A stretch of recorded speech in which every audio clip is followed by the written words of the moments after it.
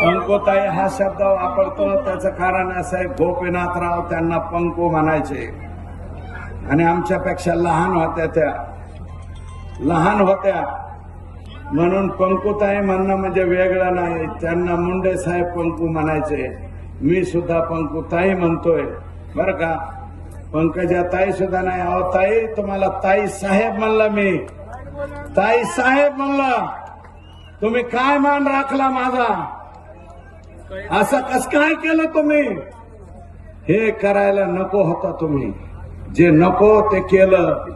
मला पाडायला निघाला आणि ही शिट्टी आणता माझ्या विरोधात.